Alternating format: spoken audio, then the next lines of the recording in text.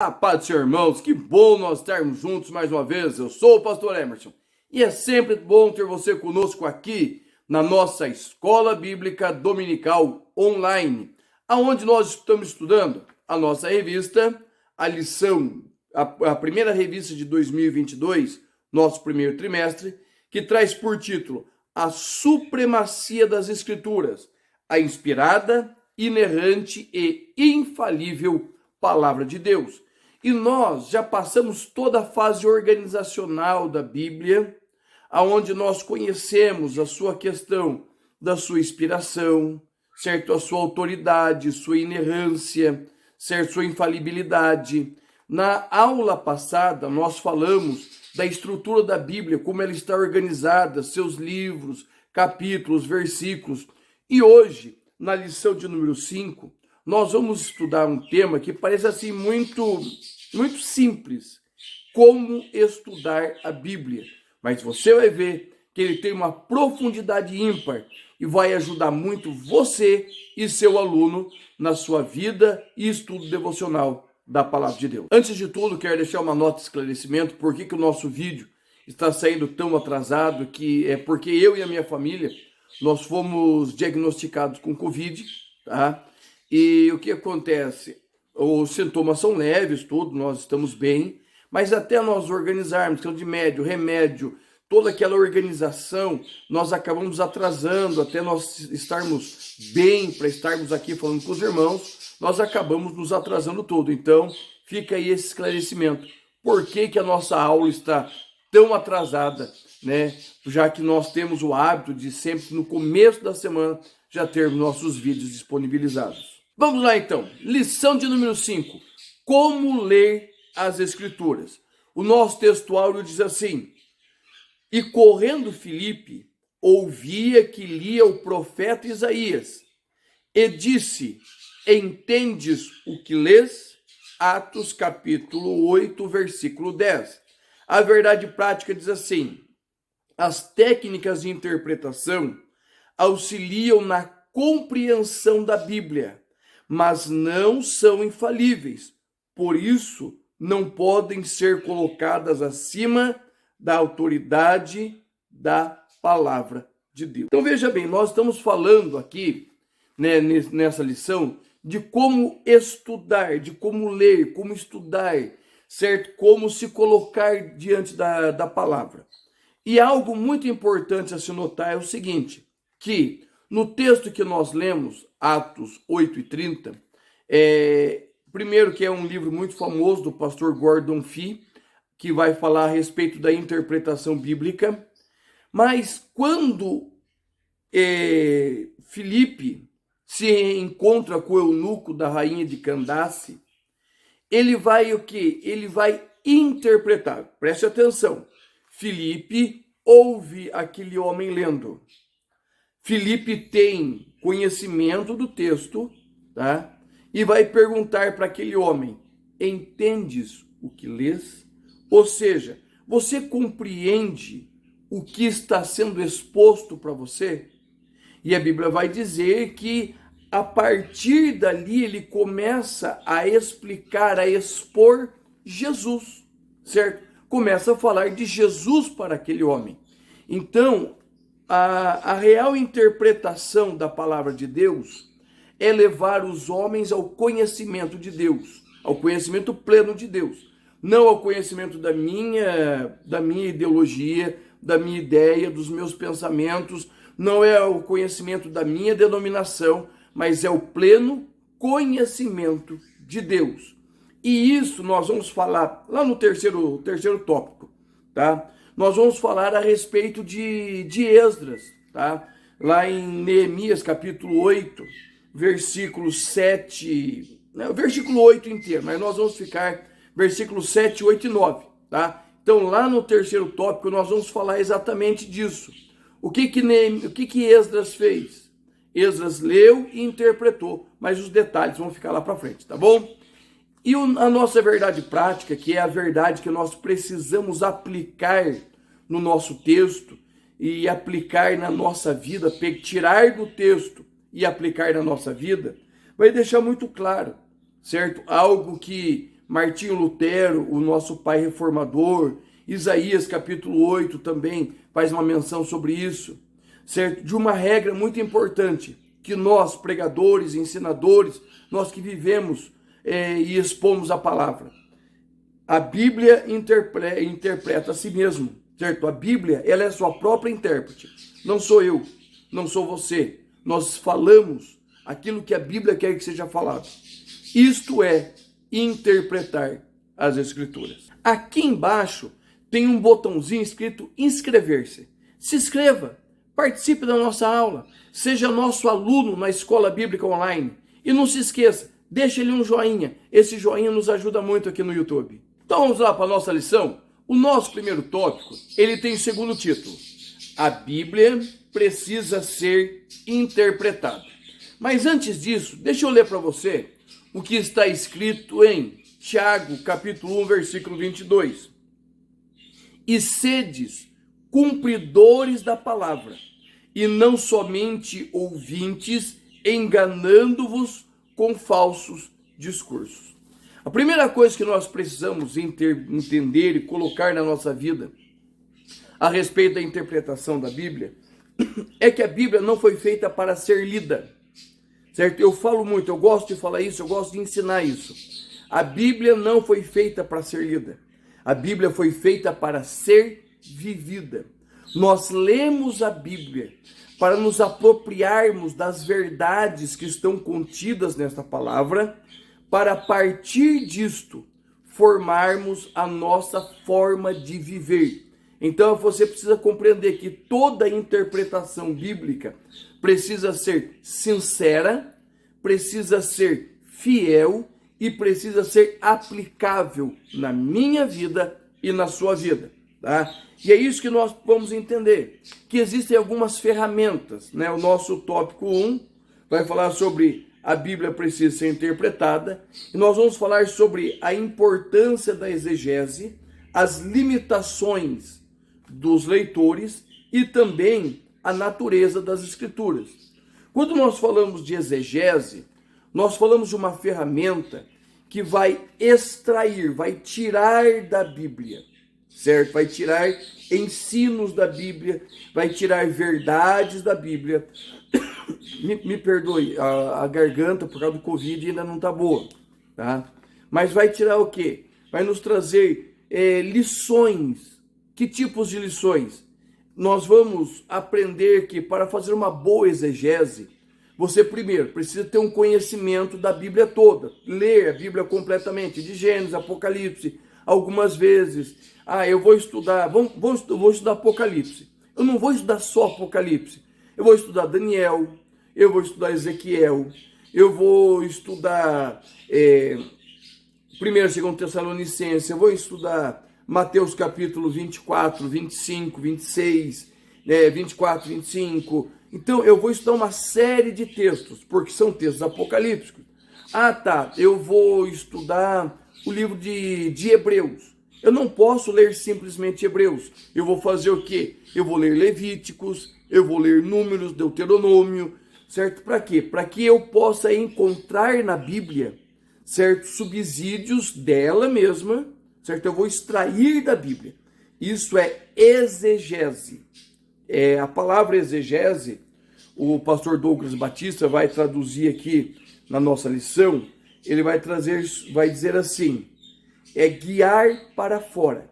Ou seja, você vai pegar do texto e vai tirar do texto lições, ensinamentos, modo de viver. Então, assim, o alvo da exegese é deixar que as Escrituras digam o que o Espírito Santo pretendia no seu contexto original. O que é isso, irmãos?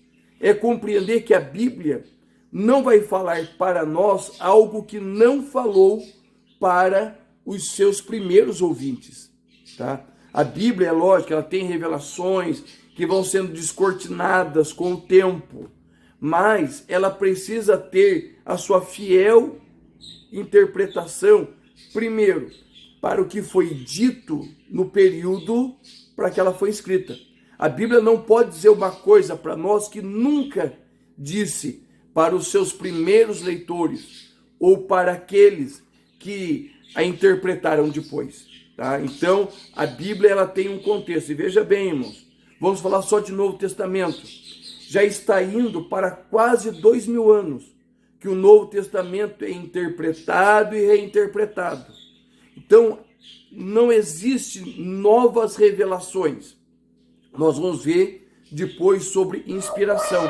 E é isso que nós precisamos ter em mente, que todas as vezes que nós estamos interpretando um texto, nós vamos para a Bíblia, eu vou para a Bíblia, você também, com uma mente pré-formatada. Como assim? Eu sou assembleiano, eu sou pentecostal, eu sou pastor, nasci em casa e família de pastor. Então, o que acontece? Eu tenho uma forma de olhar para a Bíblia, tá? Então, quando eu vou para a Bíblia, eu já vou com essa mente pré-formatada. Não tem como você chegar com uma mente crua diante da Bíblia ou diante de qualquer texto. Por quê? Porque você já vai para o texto com certas informações. Você já vai para o texto, certo? Com a sua mentalidade. Só que qual é o nosso grande exercício? É deixar que a Bíblia fale aquilo que ela quer falar, não aquilo que eu quero que ela fale.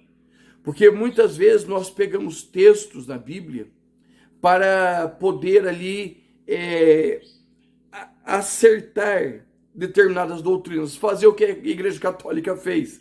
A Igreja Católica colocou livros na Bíblia para poder adequar a sua doutrina. Muitas vezes nós tiramos versículos de contexto para poder adequar as nossas doutrinas. Então é muito importante nós olharmos desta forma.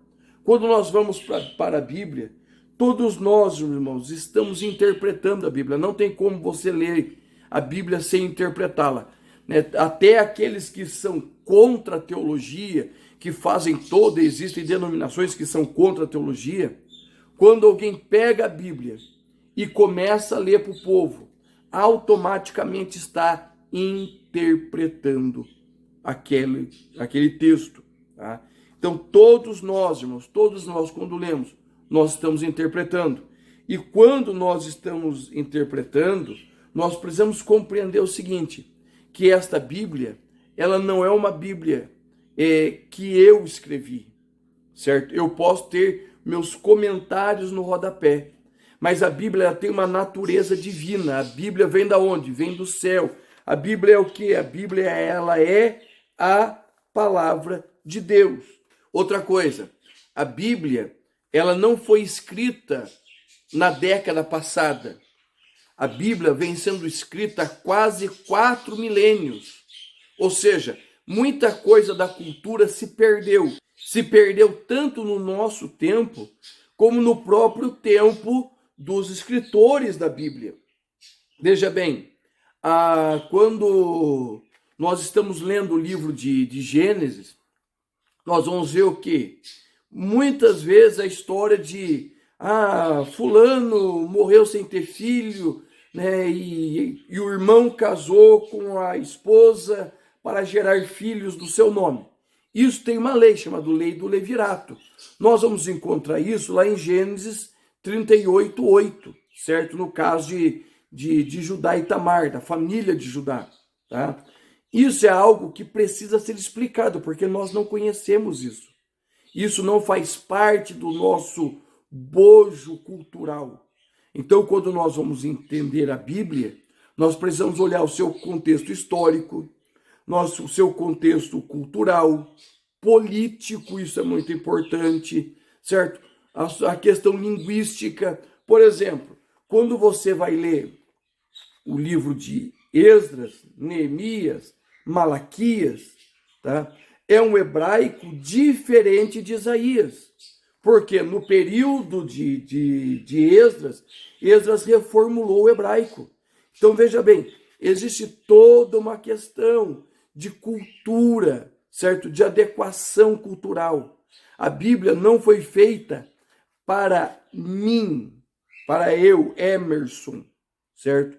A Bíblia começou a ser escrita para os judeus, depois para os apóstolos. Eu tenho a palavra de Deus porque ela é viva, ela é a palavra de Deus. mas ela foi inserida em uma outra cultura, foi escrita em uma outra cultura. Nós a lemos, a interpretamos e adequamos ao nosso tempo, porque a palavra de Deus, ela é viva e eficaz, segundo escreveu Hebreus. Eu estou conseguindo te ajudar? Estou conseguindo elucidar suas dúvidas? Estou? Beleza. Então deixa ali o seu hashtag estou presente. Hashtag estou presente, letra minúscula, tudo junto. Se você está com dúvida ainda, deixa a sua pergunta. Deixa a pergunta aqui, certo? Eu te respondo. Ou entra em contato pelo nosso WhatsApp, né? Eu sempre respondo vocês por ali também. Aqui no tópico de número 2, a Bíblia vai dizer assim: pressupostos pentecostais para ler a Bíblia. A primeira coisa que nós pentecostais vamos ler a palavra de Deus, vamos dizer o seguinte, que a Bíblia, ela é a palavra de Deus. Ela tem total autoridade como palavra de Deus, ok? Nós não duvidamos disso.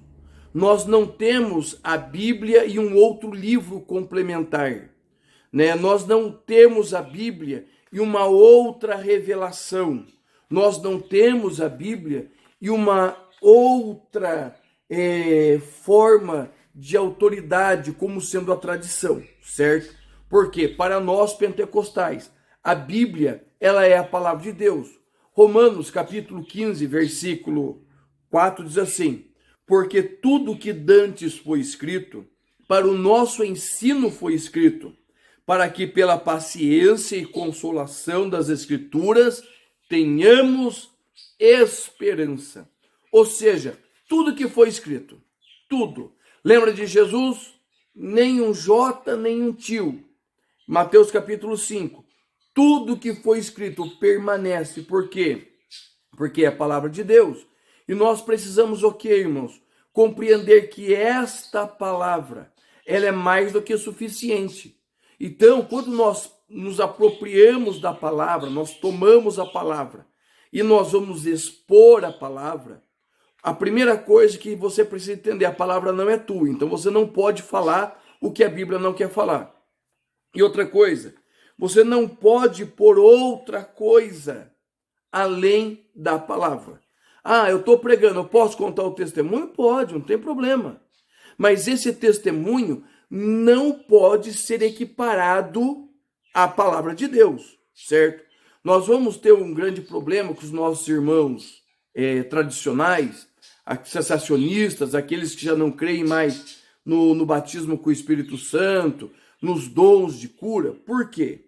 Porque para eles, nós pentecostais, colocamos as nossas experiências com o batismo com o Espírito Santo, com as curas, com aquelas revelações e profecias acima da palavra de Deus. Se você é um pentecostal verdadeiro, genuíno, a tua experiência com Deus nunca será superior à palavra de Deus. Nunca será superior, tá? Veja bem, eu tive uma experiência uma vez com uma irmã que estava muito doente, certo? Eu fui visitá-la e quando eu chego lá, eu vi que ela estava à beira da morte. E aquela irmã, ela tinha assim por desejo tomar ceia antes de morrer, né? A ceia já havia passado, eu já havia levado ceia para ela, mas ela queria insistentemente participar da ceia. E eu já cuidava de igreja no interior, e ali, eu não tinha me preparado, não tinha levado o óleo de unção, estava ali, mas a Santa Ceia não tinha. E nós fomos nos bairros vizinhos, nas mercearias ali, e não tinha. O que tinha? Tinha suco de uva e bolacha. Irmãos, o que eu fiz? Certo? Peguei lá suco de uva de pacotinho. Fui lá, fiz suco de uva de pacotinho. Quebrei um pedacinho de bolacha. Orei e ministrei a ceia para aquela irmã com bolacha. E aquela irmã se alegrou em Deus. Isso era no domingo à tarde. Na terça-feira aquela irmã faleceu. Então o que acontece? Eu vou pegar essa minha experiência e vou dizer, não, agora ceia para você ir ao encontro do Senhor é com suco de uva, de pacotinho e bolacha. Não é assim que funciona. É uma experiência, tá? É uma experiência. Eu fui batizado com o Espírito Santo depois que todo mundo tinha voltado para o banco já. O pastor estava fazendo as considerações finais e eu teimando ali na frente, certo? E quando o pastor estava encerrando, eu recebi o batismo com o Espírito Santo. Vou fazer isso como regra? Não, para você ser batizado com o Espírito Santo, você precisa ficar ali na frente até que chegue o momento das considerações finais. Não, irmãos. É a minha experiência e outras experiências que eu já tive com Jesus, né, outras coisas que aconteceram comigo. Isso são experiências. A minha mãe foi batizada com o Espírito Santo, certo? O dia que ela pôs o pé na igreja para reconciliar com o Senhor, ela sentou no primeiro banco e antes que começasse o culto, ela foi batizada com o Espírito Santo. Então são experiências, mas essas experiências não são superiores à palavra de Deus. Nós, pentecostais sinceros, nós utilizamos a palavra. É a palavra, esta palavra que faz toda a diferença na nossa vida. Nós vivemos, irmãos, pela palavra. Nós vivemos, irmãos, pela palavra de Deus. Nós não nos afastamos dela. Quando nós pregamos, nós não usamos testemunhos alheios, certo? Nós não baseamos a nossa mensagem em testemunho alheio. Nós não baseamos a nossa mensagem na experiência do pastor Beltrano, fulano ou ciclano. Nós baseamos tudo na palavra, tá bom? E outra coisa que nós precisamos entender, quando nós estamos ministrando a palavra de Deus, nós estamos fazendo o quê? Nós não recebemos revelação, porque revelação, ela veio para os escritores da palavra, certo? O Senhor Deus é o autor da palavra. Os escritores da palavra receberam a revelação. O que nós recebemos? Nós recebemos iluminação para poder extrair daquele texto novas aplicações.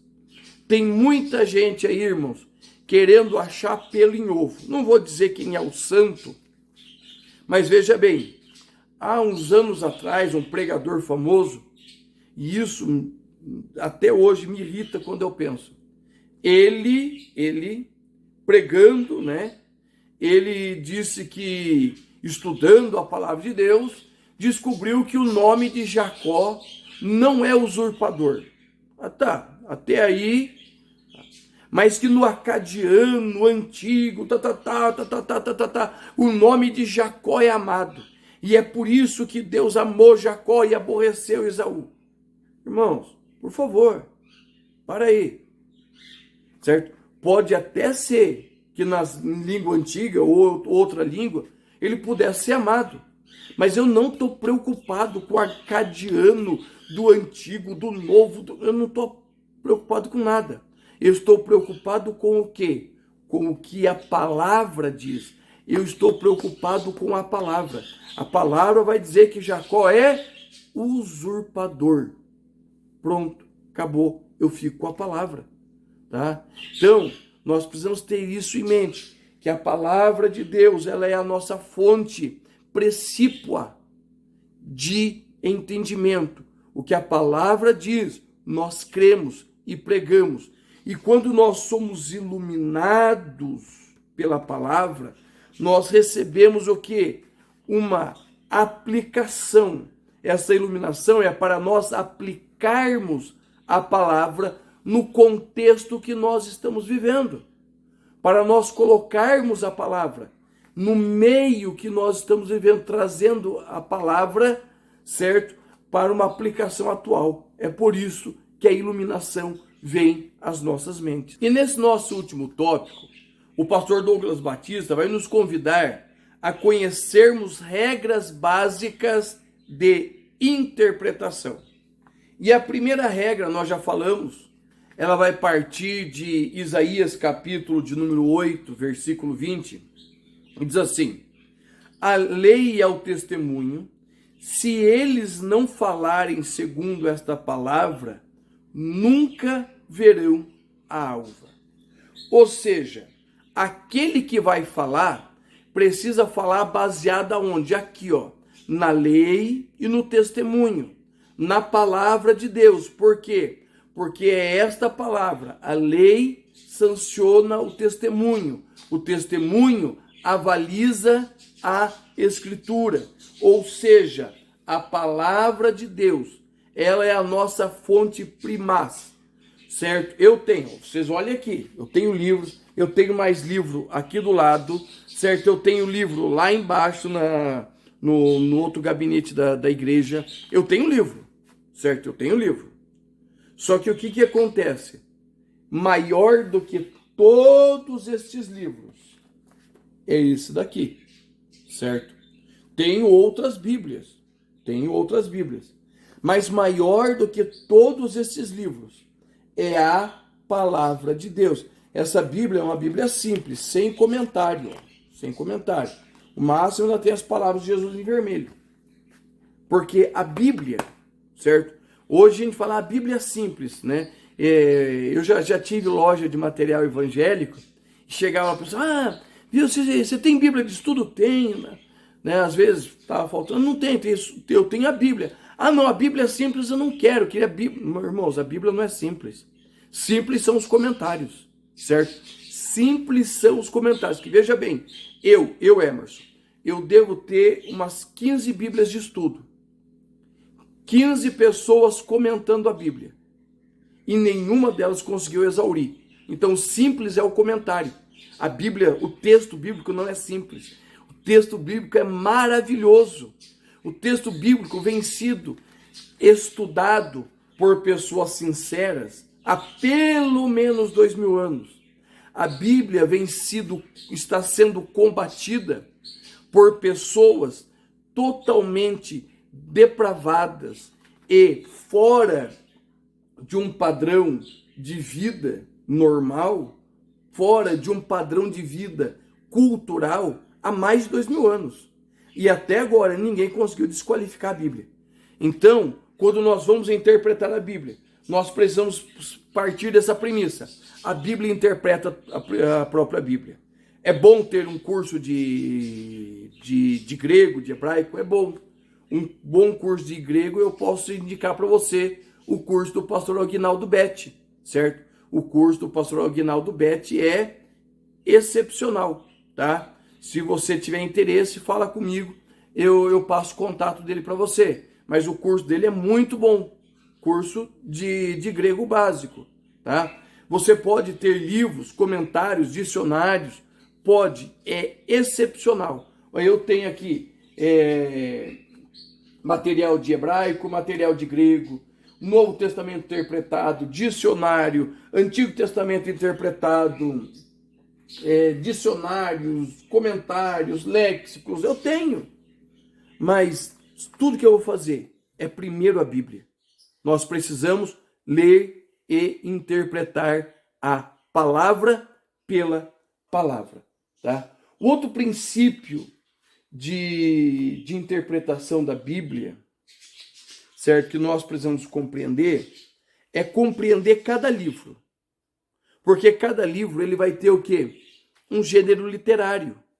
Ele vai ter o quê? Uma forma, um tempo que ele está sendo escrito, tá? Você não pode ler os profetas da mesma forma que você lê os salmos, certo? Você não pode interpretar igual. Nós precisamos compreender que o livro dos Salmos, ele é uma linguagem poética, figurada, ilustrativa, e não pode ser real. Veja bem, se ele fosse levado ao pé da letra, como nós levamos muitas vezes as cartas, que as cartas são princípios aplicáveis diretamente à igreja, tá? Nós iremos fazer o quê? Abre lá, Salmo 137, verso número 11, verso número 9, diz assim: Feliz aquele que pegar os teus filhos e der com ele nas pedras. Opa! Feliz aquele que pegar os teus filhos e der com ele nas pedras. Veja bem, primeiro, se nós pegarmos o versículo isolado, então todo homem feliz pega o seu filho e bate ele na pedra. Tá certa essa interpretação? Não. Segundo, nós precisamos olhar todo o contexto. O que o salmista está falando? Está falando da sua saudade de Israel. Eles estão aonde? Eles estão no cativeiro, certo? Eles foram levados cativeiros. Os babilônicos estão falando assim, canta para nós, canta para nós. E eles estão totalmente tristes, desanimados. Então eles estão colocando o quê? A sua angústia, a sua tristeza. Os salmos falam de sentimentos, tá? O sentimento do salmista naquele momento era de uma profunda angústia pelo que estava vivendo. Não quer dizer que eles iriam bater os filhos dos babilônicos na pedra para eles serem felizes. Eles estavam falando que eles precisavam sair dali para serem felizes. Então você precisa entender que existe alegoria. Profecia é a mesma coisa. Vá para Ezequiel, leia Ezequiel. Roda aqui, gira, roda o olho, você fica louco só de ouvir. Mas se você for entender, você vai tirar lições. Daí você vai olhar para o livro de Apocalipse, você vai compreender. Você vai olhar para Daniel, isso vai compreender. Ou seja, a mensagem profética, muitas vezes, ela é alegórica. Os salmos, os evangelhos, certo? Eles vão contar a história da vida de Jesus. Então, cada tipo de texto precisa ser interpretado diante do seu contexto, como eu já falei, Salmo 137. Se você ler só o versículo 9, todo homem, para ser feliz, precisa arrebentar os filhos na pedra. Não é assim, tá? Você não pode pegar o 137 ao pé da letra. Você precisa ler diante de uma cultura, diante de uma forma de escrita, que é uma poesia, tá? E você precisa compreender, irmãos, que a Bíblia ela precisa ser ensinada. Lá em Neemias, vamos lá, abre lá a tua Bíblia lá. Neemias, capítulo de número 8, versículo de número 7. Vai estar escrito bem assim, ó, veja bem. E Jesuá, e Bani, e Serabias, e Jabim, e Acube, e Sebitai, e Rodias, e Maazéias, e Quelita, e Azarias, e Josabade, e Hanã, e Pelaias, e os levitas ensinavam ao povo na lei. E o povo estava em seu posto, e leram o livro na lei de Deus. Veja bem, e declarando e explicando o sentido, sentido, faziam que, lendo, se entendesse. E Neemias, que era tisbita, e o sacerdote Esdras, o escriba, e os levitas que ensinavam ao povo, disseram a todo o povo: este dia é dia consagrado ao Senhor, vosso Deus, pelo que não vos lamenteis nem vos choreis, porque todo o povo chorava, ouvindo as palavras da lei. Preste atenção, irmãos, principalmente no versículo 8. E leram o livro que? A palavra, certo? A Tanakh. Dá uma olhadinha no vídeo anterior sobre a Tanakh. E leram o livro. Aonde eles leram? Na lei do Senhor. E o que eles faziam? Eles declaravam e explicavam. Eles interpretavam. Por que interpretavam? Esse povo aqui é o povo que está voltando do cativeiro. Eles ficaram 70 anos longe de Jerusalém, sem escriba, sem ter quem lhes ensinasse sistematicamente a palavra. Agora eles estão tendo esse contato. A língua deles já não era mais a língua que o Antigo Testamento foi escrito. Nesse momento, eles já estavam falando mais o aramaico, mais as línguas babilônicas do que o hebraico. Eram poucos que tinham noção do hebraico. Então, o que estava sendo feito?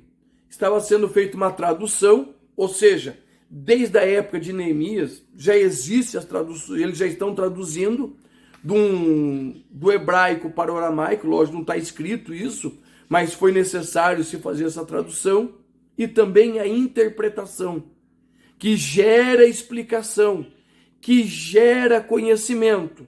E o versículo 9, lá no finalzinho, vai dizer o quê? Que gera arrependimento. Leitura, tradução, que gera explicação, que vai causar arrependimento. Esse é o meu trabalho, levar as pessoas ao conhecimento de Deus e do seu evangelho, tá? Então é por isso, irmãos, que é sempre importante nós estarmos lendo, ensinando, explicando a palavra. E a palavra pela palavra. Por quê? Porque hoje nós estamos em época pós-moderna, que, não, tudo é relativo, não existe aí mais algo sólido, né? Existem muitos pregadores que estão dizendo, não, Deus tem uma verdade para você, certo? Muitas interpretações bíblicas para favorecer grupo tal. Não, eu vou traduzir a Bíblia para esse grupo, eu vou traduzir a Bíblia para aquele grupo. Não, irmãos, a Bíblia não foi feita para grupos. A Bíblia foi feita para a igreja. Nós traduzimos a Bíblia. Existe Bíblia em linguagens modernas, linguagens arcaicas. Existe Bíblias para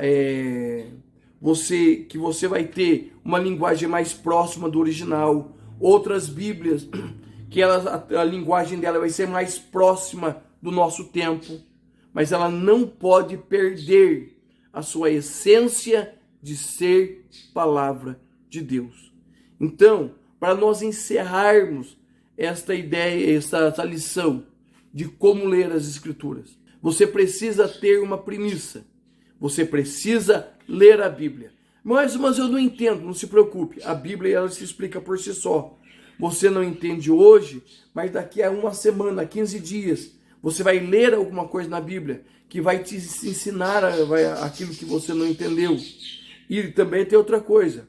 O dia que você ler toda a Bíblia e você a entender, isso vai dizer para mim que a Bíblia não é a Bíblia.